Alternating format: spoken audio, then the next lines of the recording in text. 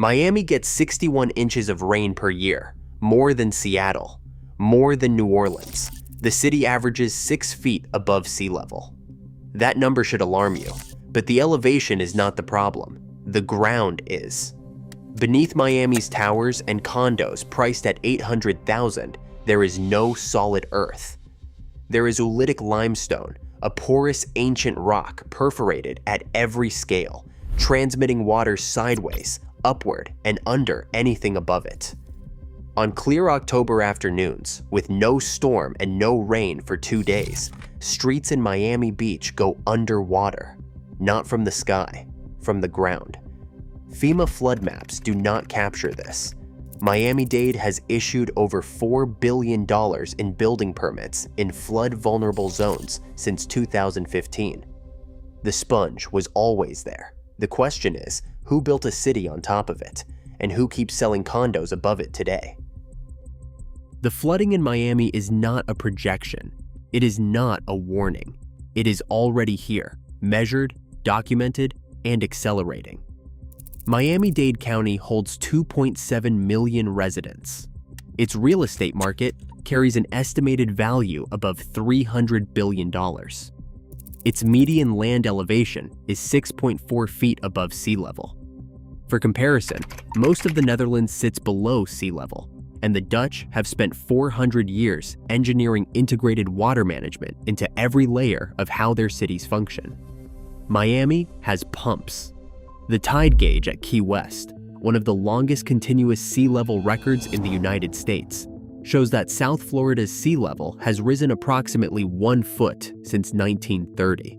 That rise is accelerating. NOAA projects another 6 to 12 inches by 2045. The sunny day flooding data is the clearest measure. In Miami Beach, flooding events unrelated to rainfall or storm surge occurred roughly once per year around 2000. By 2022, that number had climbed past 20 annually. 20 times a year, streets go underwater on days when no storm is within 1,000 miles. Miami Beach has spent $600 million on pumps and elevated roads in response.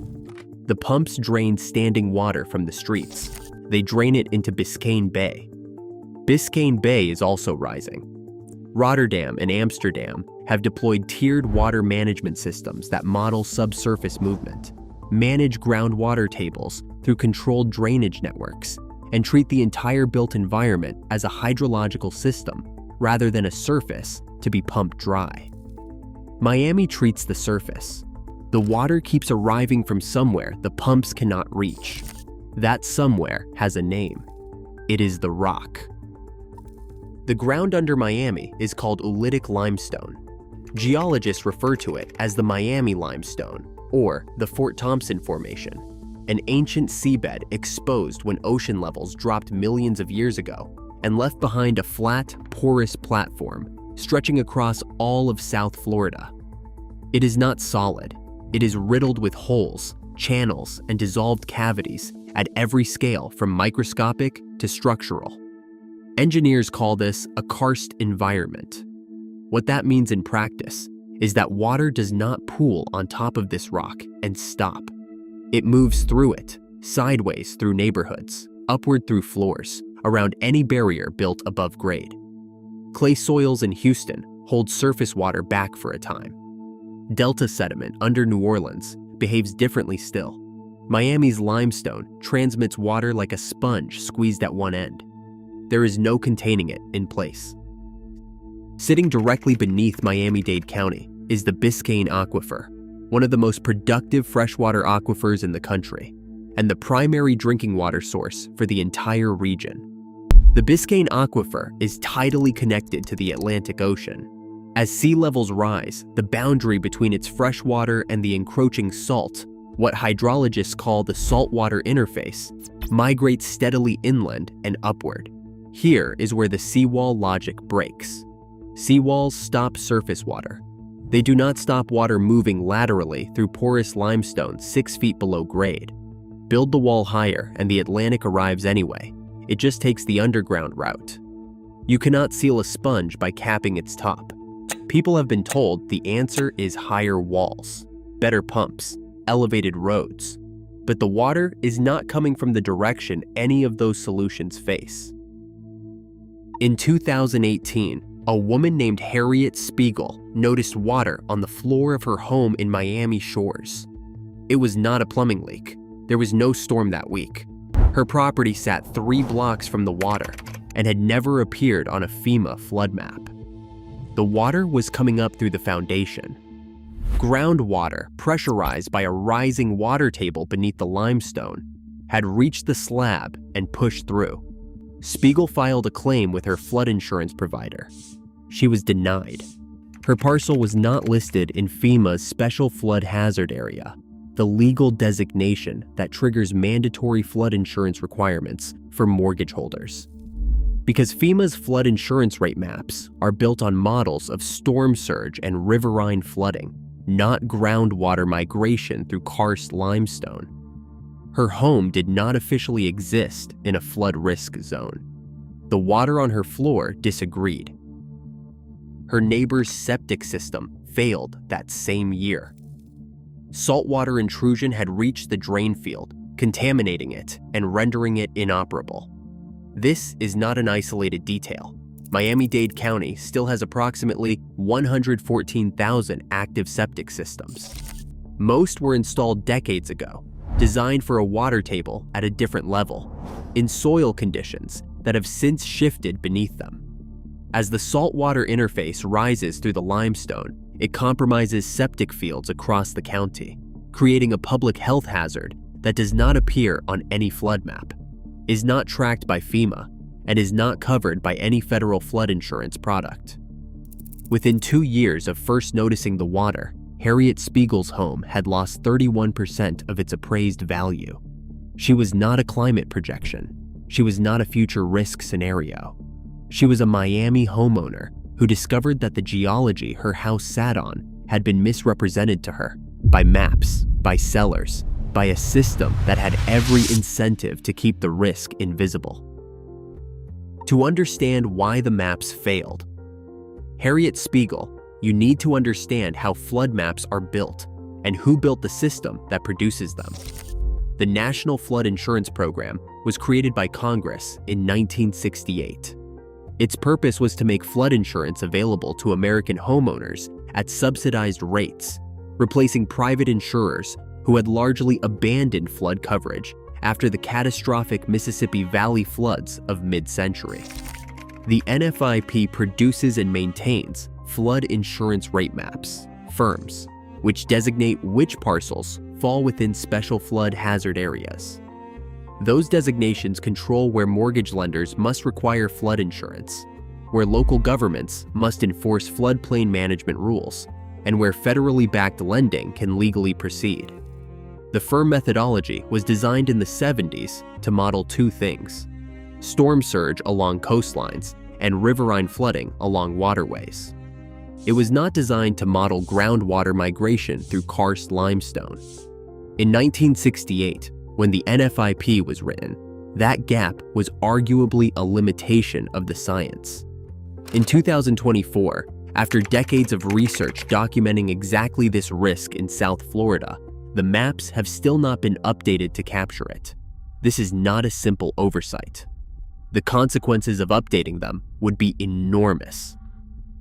If FEMA were to redraw Miami-Dade's flood maps to reflect groundwater risk, hundreds of thousands of additional properties would fall into mandatory insurance zones. That would trigger required flood insurance for homeowners with federally backed mortgages, suppress property values in affected areas, and, under Florida statute 689.261, potentially force sellers to disclose flood history. Florida currently does not require flood history disclosure at point of sale. It is one of only a handful of states with no such mandate. Sellers are required only to disclose what they have actual knowledge of as a defect. A rising water table through the limestone beneath a home does not meet that bar. The South Florida real estate industry has consistently opposed any expansion of special flood hazard area boundaries in the region. Expanding flood zones reduces sales volume, increases transaction costs, and forces the market to price a risk that has so far been invisible. The South Florida Water Management District, the agency responsible for regional drainage, operates a canal network built in the 1960s and the 1970s for one purpose: draining the Everglades for agriculture. That system was not designed for urban saltwater intrusion management. It moves surface water and does not address an aquifer. The USGS published detailed permeability surveys of Miami-Dade's limestone as early as 1953. 70 years ago, the geology was fully documented. The maps were drawn to exclude it.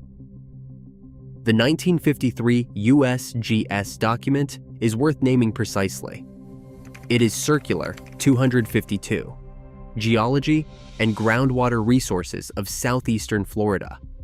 It explicitly maps the permeability of Miami's oolitic limestone and identifies saltwater intrusion risk across the Biscayne Bay coastal zone. The federal government understood the sponge in 1953.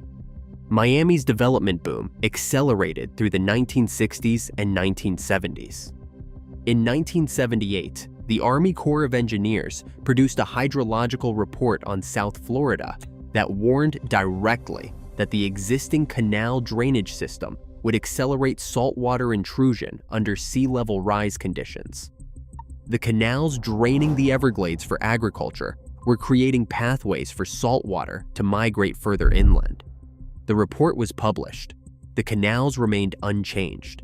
In 2008, researchers at the University of Miami's Rosenstiel School of Marine, Atmospheric, and Earth Science modeled the onset of regular sunny day, flooding in Miami Beach, and projected it would begin appearing consistently around 2030. The flooding began in 2015, 15 years ahead of schedule. In 2012, FEMA commissioned an internal study on incorporating compound flooding, the interaction between storm surge, rainfall, and groundwater, into its flood insurance rate maps. The methodology was developed. It was never adopted. The FIRMS were not updated. In 2016, Miami Beach's own Phase 2 Stormwater Master Plan, the document guiding the $600 million pump and road raising program, acknowledged in its technical sections that the infrastructure would not address subsurface water movement. The city's own engineers wrote it down. The program moved forward exactly as designed. Then there is the financial pressure from inside FEMA itself. By 2017, the National Flood Insurance Program was $36 billion in debt, the accumulated result of subsidized premiums that had never reflected true actuarial risk. Expanding the firm maps to include karst groundwater flooding would mean acknowledging risk for hundreds of thousands of additional properties, issuing policies against that risk, and eventually paying claims. The NFIP had a direct institutional incentive to keep its maps narrow. The documented timeline is not ambiguous. Warnings in 1953, amplified in 1978, projections confirmed ahead of schedule by 2015. Internal reform methodology completed in 2012 and shelved. This is not the story of a risk that was discovered too late. The pumps in Miami Beach are real. They are large, they are expensive, and in the neighborhoods where they were installed, South Beach, Sunset Harbor, West Avenue, they measurably reduced visible street flooding by 2020. Drive through those streets on a rainy afternoon now, and the water drains faster than it did before. That is a genuine, documented improvement. But the pump system has a ceiling, and the ceiling is built into the geography. Every pump in Miami Beach drains into Biscayne Bay. As sea levels rise, the bay's tidal elevation rises with them. At some threshold, one that engineers have modeled and local officials are aware of, the pumps will be working against their own outflow. They will push water toward a bay that is increasingly pushing back. The pump infrastructure's functional lifespan is directly indexed to the rate of sea level rise.